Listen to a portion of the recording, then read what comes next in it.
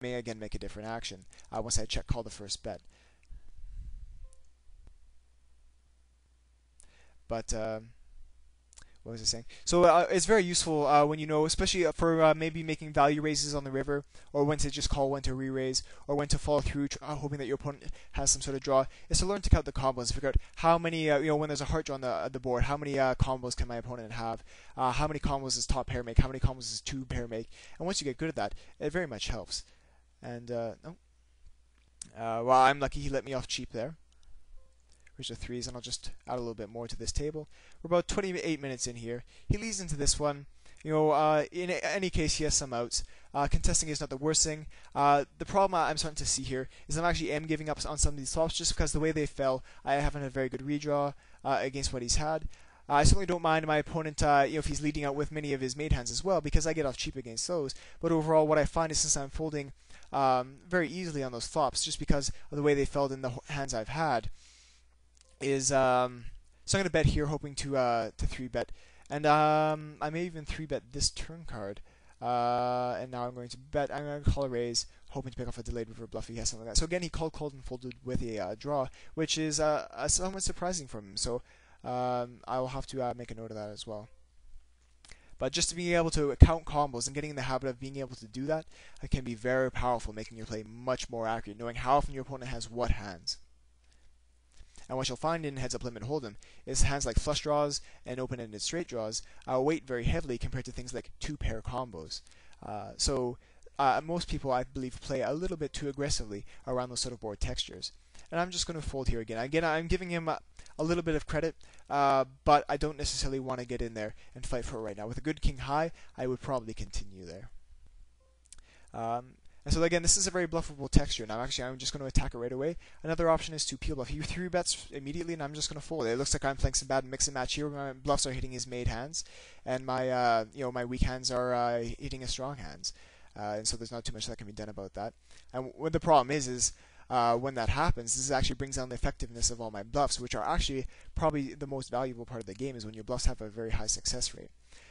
Not always, that won't always be the case, but so now I'm going to check. This is something I haven't done too much, and this time I will call 2-bets if he bets both streets.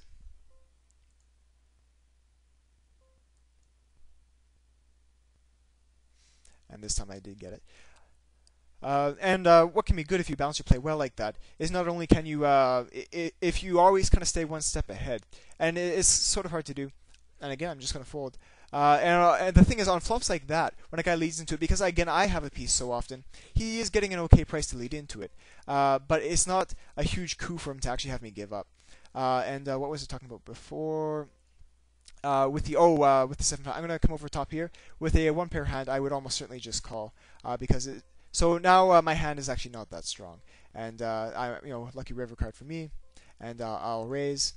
I don't mind leading into it. Is not necessarily a terrible play, and I'm going to come over top. Maybe he has 9s, maybe he has 10s, but I'm going to put the last bet in the river here and see. Oh, I win.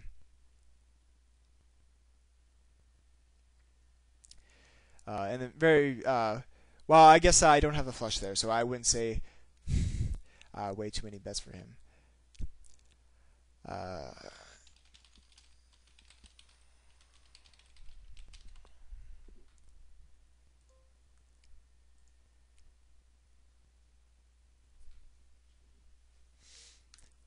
And so we're about 30 minutes now. Oh,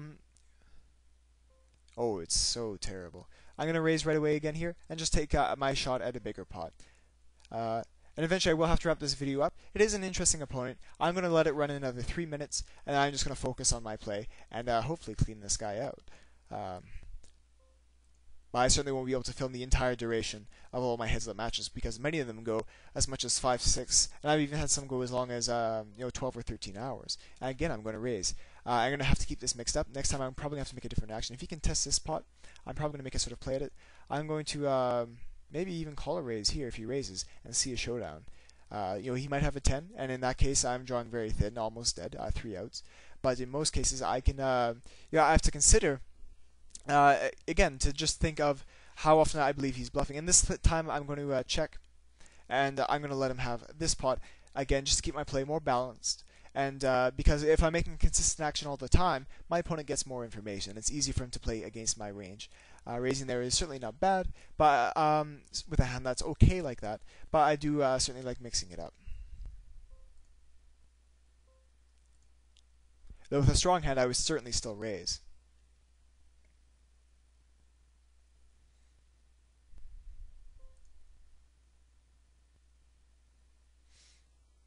And so again, I could consider checking behind to induce action here. Now I'm just going to call, and I'm probably going to go to showdown regardless of the cards. And now I have a very easy river raise, and even if he 3-bets, I will probably call, even though I will be good very, very seldom. Because again, once my opponent 3-bets, usually in this case he donked with the king high. I'll make a note that he usually seems to be donking with some sort of mate or strong hand.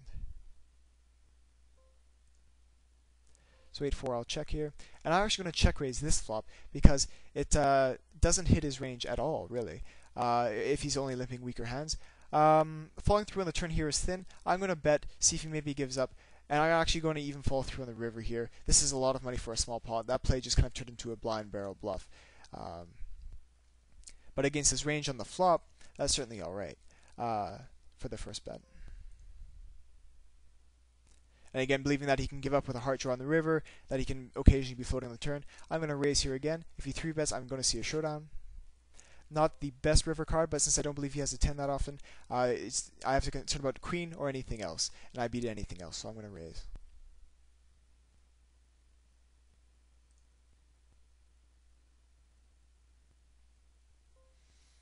And so I'm going to check.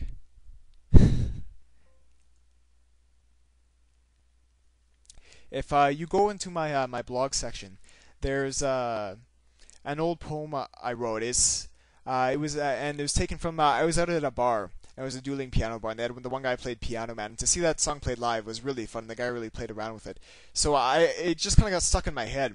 And what I ended up coming up with is a song called "The Poker Man." And if you just go into my blog, it's somewhere probably around, I would say, March. It just talks about basically people like this guy who don't really know what's going on, think they're clever, and just don't understand why they lose. And that's an important thing to remember. Like, again, my rule of thumb is if I don't know why I'm supposed to be winning, I assume that I'm not. But most people, the thing is, if a guy is playing better than you, and you understood why he was playing better than you, he wouldn't be playing better than you because you'd be playing just like him. So you always have to be very objective about the way you play, and always take it with a grain of salt, and try and really understand the fundamentals, so you can really understand where the money's actually going, rather than just speculating. Trying to understand it based off haphazard advice, guesswork, generalized information, rules of thumb, like always protect your hand and stuff like that. Really trying to understand it from the bare bones, where the money actually goes. And it really works out just to always know when you're the favorite, when you're the dog, you can get the money in good, you can get out.